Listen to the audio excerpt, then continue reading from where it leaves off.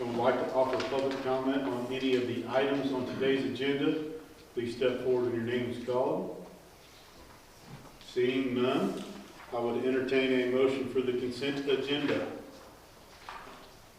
Mr. President, I move to approve agenda items 3.1 to 3.4, which includes the minutes from the February 23rd board meeting, monthly claims, personnel, extracurricular field trips, facilities uses, contributions, gifts, and superintendent stipends as presented. Been moved and seconded. Any discussion? Hearing none, all those in favor to approve agenda item 3.1 to 3.4 as presented signify by saying aye. Aye. Those opposed, same. Motion carries. Dr. Moran. Tonight we have Sugar Creek Elementary as our spotlight school, and for our honorary board member we have Mr. Graham Emmert. Graham proudly serves as a student council president and is an outstanding role model for his peers. This is written by Mrs. Carpenter.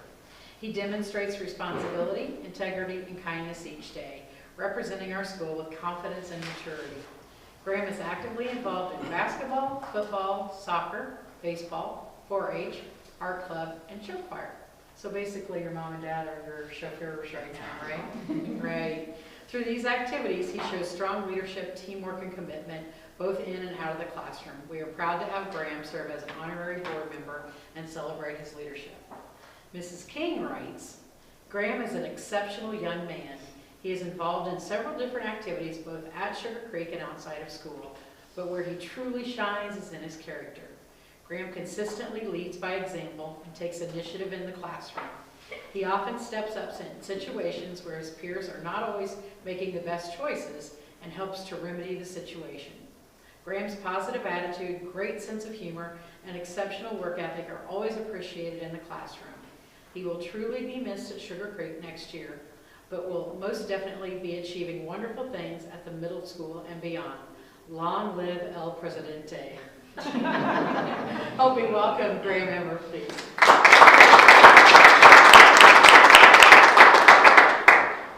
Well, Graham, shall we let the school carry the rest of the load tonight? Yeah. Turn it over to Mrs. McCoy and see what's happening over there. Yeah. All right, Mrs. McCoy. Yeah, I'm going to hand it over to Miss Chapman and Mr. Asbury. They're going to do the spotlight for tonight. Perfect. All right. So I'm Alec Asbury. I teach second grade at Sugar Creek. Along with me is a student from my class this year. This is Xander Salzman. I'm Gracie Chapman. I teach second grade at Sugar Creek, and I brought Ava Buster with me tonight. We're going to share a little bit about our second grade wax museum, which we actually got to do this morning. So these are recent pictures. Fast work if you were able to take all these from today and put it in a presentation. All right, so a little bit about the Wax Museum. It's been a long tradition at Sugar Creek. It's been going on for many years. Ms. Chapman and I are lucky that we get to keep the tradition going. But it's something that students and families, they enjoy, they look forward to it. It's a big event, and I really think it's a good core memory for a lot of the kids that come through second grade. So before the big event, when they present their speeches, there's a lot of background stuff that goes on. So they're researching, they're diving in, they're organizing all of their research, they're creating a speech, and then they're practicing good presentation skills like eye contact, being able to stand straight and tall, not reading just straight from the paper. So there's a lot of key elements that we enjoy to teach, and I think it's a great way to incorporate our writing standards within Wax Museum. One cool thing we got to do this year was last year we struggled having enough age-appropriate books and research for our students to use. This year we wrote a grant and we received some grant money, which bought us a bunch of new books. So that was an awesome way to use that, and our students all had a book to use this year that they could actually read. And then my most favorite part is when our students bring this to life. So we go down to the gym, they dress up as their famous person. As you can see, our two famous people with us here today. They will present their speech to visitors. It helps them build confidence, share their hard work, and practice all of their presentation and speaking skills. So we're going to give the floor to our special famous people today, and they're going to share their speech with you. All right. Ms. Ava, you're going to go first. No, you're going to go first. All right, take it away. I'm Martin Griffin Jr. I was born on February 15, 1929 in Atlanta, Georgia. When child, I was a really smart student. I had to attend 7th grade schools for only black children. After my school day, I loved swimming, singing, and playing. When I grew up, I was able to attend Morehouse College when I was only 15 years old. When I was 19, I was a Baptist church minister. I also began to help fight for equal rights when I was 26 years old. I am very sorry today because of my civil rights movement. I helped peacefully protest the unfair laws where people were judged and treated because of their skin color. I'm most famously known for my I Have a Dream speech. I died on April 4th, 1968 at the age of 39.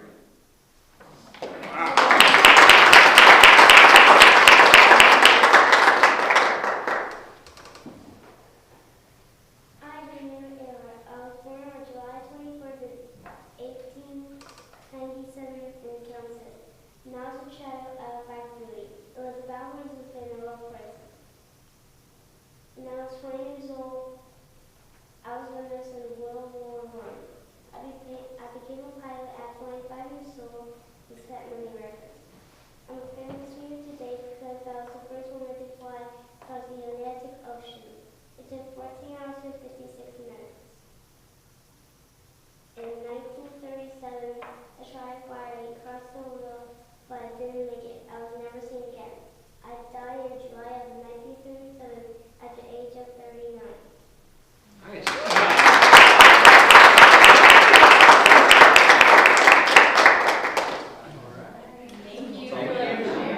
As we walked through this morning and were able to visit with the students, I kept saying, I can't believe they're second graders. You already can speak and remember things much more easily than I think I could at your age. And I'll tell you, everyone's costumes were very impressive today too. I don't know about the creativity or where the resources where these parents and students found their things, but it was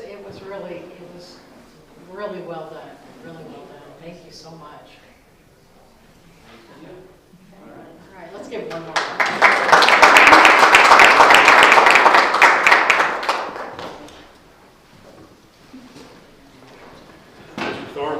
Dr. Tharp, I believe you're up. Yeah, I'm going to ask the board tonight to approve the high school textbook language arts curriculum, SAVAS.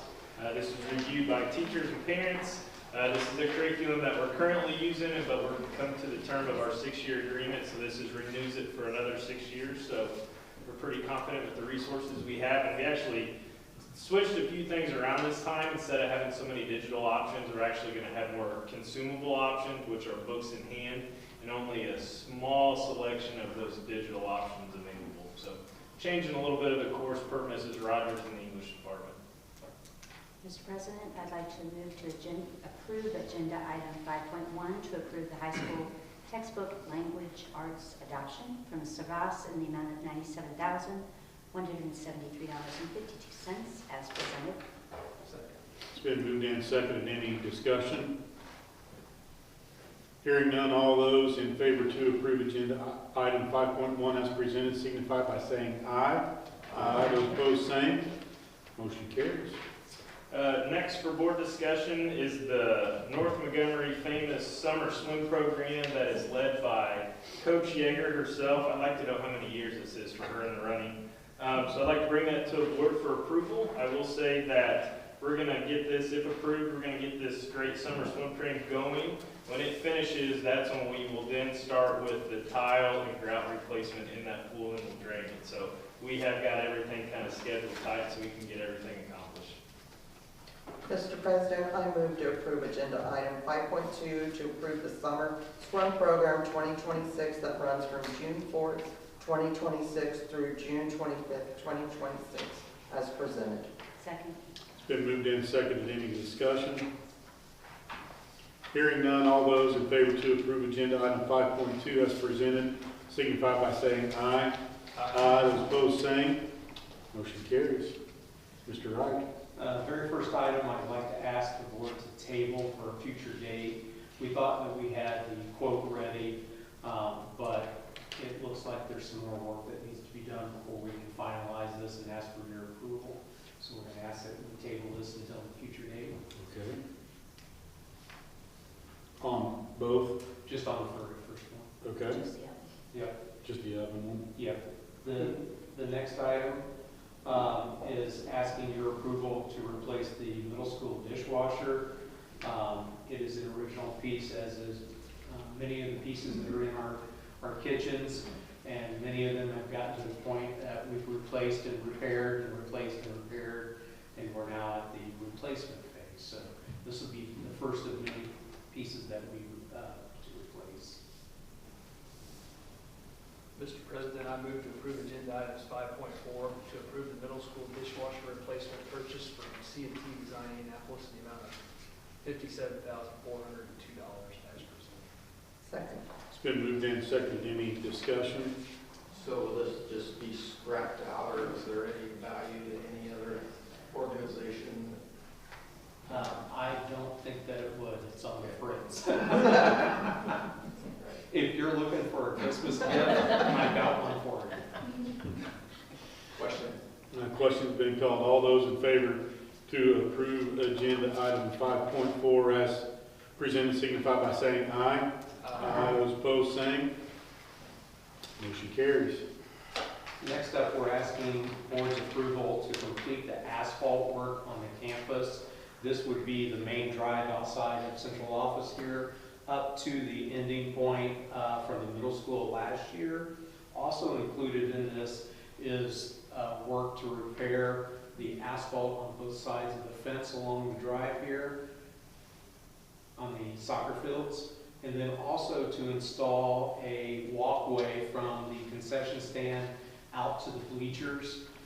Currently that's a grassy area and at times a little wet and can be hard to traverse for some of our senior patrons, and so we're hoping that this will take care of that need.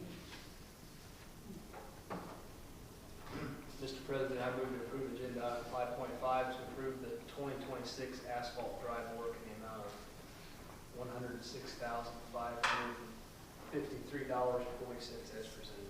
Second. It's been moved and seconded. Any discussion?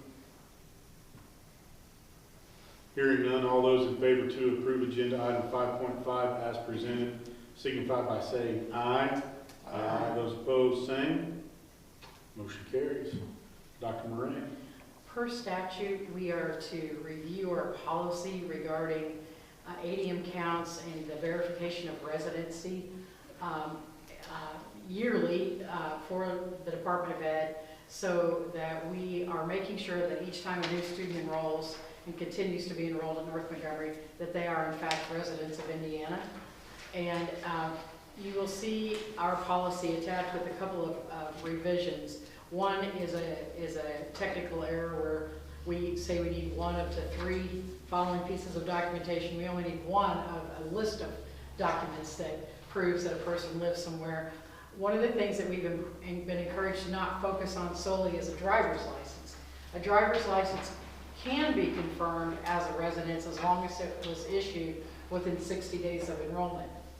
Our fear of leaving driver's license, because it seems like an obvious one since we all have a driver's license or an ID. Other things, utility bill, telephone bill, tax return, bank statement, mortgage statement, rental agreement, medical bill, anything that has a date within 60 days of issuance, it will work. We added this year the current immunization record. A lot of new students we enroll come into pre-KK when it's time for students to receive vaccines anyway, so most of those should hit that 60-day requirement. So that's just, it's a minor change. We don't generally have many problems getting this from people. We don't have folks from Illinois infiltrating North Montgomery, crossing the state line to get in here, but that is where this legislation came out of. A situation where a district on the border of Indiana and Ohio residents were coming into this school, and they don't pay any taxes in Indiana. And Indiana said, we're not going to do that anymore. School choice is just within the borders of our state. So, again, I know the license seems like a little strange, but there is a reason why it can't be the only thing unless it's issued within 60 days. And, you know, in this room, there may only be a handful of us, if that, who have recently had their license updated. But should be plenty of other things for parents to be able to bring in for that. A bank statement, for example, something issued monthly should work. So, and we have learned through an audit that they will pull our ADM, average daily membership count, and pull a couple of school or student records to see if we have that proof of residency on file, and if when we received it, it was within 60 days of enrollment. So that's why we have to renew, look at this policy annually and ask the board to approve it annually so that we're following the law. So I ask for your approval of the renewal of the same policy.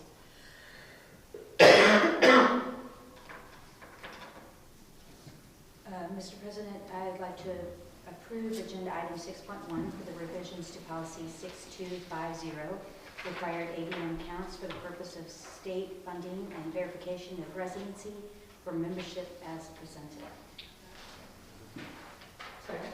It's been moved and seconded. Any discussion? So, if you've got I looked through the Department of Education information that you sent, and it looks like if you've got a parent or guardian that you already have on file, they're re-enrolling the next year, they could just certify that they have the same address. And what you don't say on there is we can also have our transportation person, or if they happen to ride a bus, we can also confirm through that action, our school resource officers can confirm that the student lives there as well. If somebody has any, we're going to find out a way to have proof of residency. But yes, we have multiple ways to look at that. And there are different situations that come under the Homeless Act, and different foster placements and things like that, and we have to work around differently. But so far, other than getting somebody to bring us a piece of paper, that's the biggest obstacle we've had, and usually we can come to an understanding of what we need. So do you think they would accept, if somebody was coming in, or your driver's license is going to be the most convenient form. Right. I mean, everybody's going to have that with them pretty much all the time. So is there a situation where people come to register their kids? And Well, we never turn anyone away. First, understand that. We take the kiddos. They may be in school a week or so before we get that proof of residency, so we will get it. But the only thing that we can accept and have on file has to be issued within 60 days of that enrollment date. Yeah, I just don't want to turn into the B&B, because I know how my frustration is with that. You got to have so many forms of. It won't be. Personally, I would not be bringing my tax return. Probably wouldn't bring my bank statement or a mortgage statement, and so I can cross off a lot of these. But I'd certainly be willing to. We don't have to put the confidential information piece of it, as long as we have a piece of paper that you can tell the source that it came from, and we make a copy of it. That's all we need, because we don't want to be the holder of that information either. I think about 3 years ago when the whole fraudulent picture ID issue rose up nationally, is when they decided that taking a photo ID was not their number one choice for verification of anything, because someone could, make a homegrown one. Why you would make a home ID to come in and enroll your kid, I have no idea. I think you'd be doing other things with that. Yeah, and even can they do that with the real ID now? No. Yeah. No. They have not modified. We even asked about passports with photos on them. They wouldn't even accept those. I don't think they think we're trained enough to know what's Yeah. real and what's not, so. Yeah. Hey, it's the bureaucracy that we signed up for by eligible. I agree. Question's been called. All those in favor to approve agenda item 6.1 as presented signify by saying aye. Aye. Those opposed, same. Aye. Motion carries. Next, I just wanted to give a couple quick updates regarding some projects and many different things. The first one is the high school gym floor. It is completely under renovation now. They are prying up things, so if you get a chance and just want to poke your head in, it's kind of neat to see the subfloor and all those pieces. With that, we're looking at getting some quotes, and received some quotes about getting some painting done in there too, so that we can make it look like a brand new gymnasium, bleachers, walls, gloss, that orange gloss block that's up there too, that looks from the 60s or 70s. So we're looking at that. That's hopefully going to stay on track. They're promising us it's going to get done, and it'll probably get done early. We had a couple things happen in the last spring storm. Our greenhouse roof flew off, and that's fairly new. So we're hopeful once this weather calms down and we don't have 60-mile-an-hour winds, we got contractors ready to come out and get that fixed through warranty work. We'll also be scheduling the asphalt work, so thank you for that. We did have a few alternates that Craig discussed, and we're excited about that and thought that came in at a very reasonable price, so we're looking forward to that. And then the next thing, Dr. Moran and I set today, and she's going to work and explain this with me a little bit too if I mess up. So we worked on the refinancing of the 2018 bonds, and believe it or not, we hit it perfect per Steeple, as what they told us today. So originally we had 5% interest on about $38 million. Through that refinancing process, now we got it down to 3.25. So we're looking at a $3 million savings. Two of that, just in quick, easy numbers, $2 million of that's going to go into a construction fund project where we'll have a time limit to use it to put it to work in our district. The other part will be in cost savings. So if you look on your sheet starting in 2029, you will see that each year we're going to have a $70,000 to $80,000 savings that we're going to see because of that refinance. So in short, going from 5% on that loan to 3.25% is going to save the district $3 million. So excited about that, grateful that you guys are on board, and I think we really got lucky and had some good legal counsel for Mike Miller and Steeple, so very grateful for them and their hustle. So We ended up with about $1 million more than we thought yeah, they were out of the refinance, so guessed 2, then they came back with 3. So it was all timing. Things from the impact of Iran and the situation with oil and the markets and stuff, they went to go to sale, and it just was the right time. Things were on the upswing. And so, yeah, we were so surprised. What do you mean we're going to get to lower payments, you know? So we're really excited about that. that's all that I have as far as updates. Thank you, Dr. Sard. Yes, sir. Seems that we're a little thin in the crowd out there. I'm going to leave Miss Mosley to give us an update for Fort Montgomery here. Sure. We're doing well. Counting down a few more days till we get to spring break, and trying to figure out this weather. But no, we're finished with Irene and happy with the results that we've had. And yeah, that's pretty much it. We're just trying to get to the end here till get through Friday. Mrs. McCoy, anything you'd like to add from you? We're also working on I-Learn checkpoints, so Yeah, we're that's finishing up shortly after spring break. Our fourth graders are going to Camp Tecumseh on Thursday and Friday, so get some warm weather for the first time ever going up there, so we're excited about that. Very good. Thank you. Mr. Bolander, anything you'd like to add? Graham, it's nice to have you with us this evening. Maybe I should be an honorary board member sometimes and get nice comments like that right now. Pretty impressive. I don't have a lot other than to just good luck getting through the week and enjoy next week. Mrs. Hackey? Graham, your grandma give you any words of advice for being, sitting on the board or for being the president of your school? Not really. Not really? Graham, did she tell you that your grandpa Mike used to be on the school board? Yeah, she did. Yeah. He was here when I got here, and he was a fine board member. I just hope everybody has a safe and warm and relaxing spring break with no snow. Mr. Kane? Graham, welcome. Thanks for being here with us. And everybody else, good luck in the next 4 days. Mrs. Odom?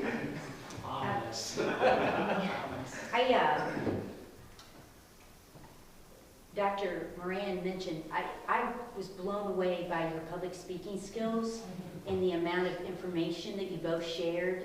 It was very, very impressive. And, kudos to Ms. Chapman and Mr. Asbury. Excellent. Really nice presentation. Enjoyed it.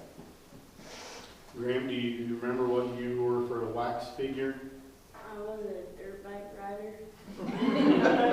Anybody famous, or Kind of. who was it? Travis Pastrana. I was going to say your name, the big dog, are you? Yeah. Do you remember your speech? Do you remember your speech? I mean, it was short.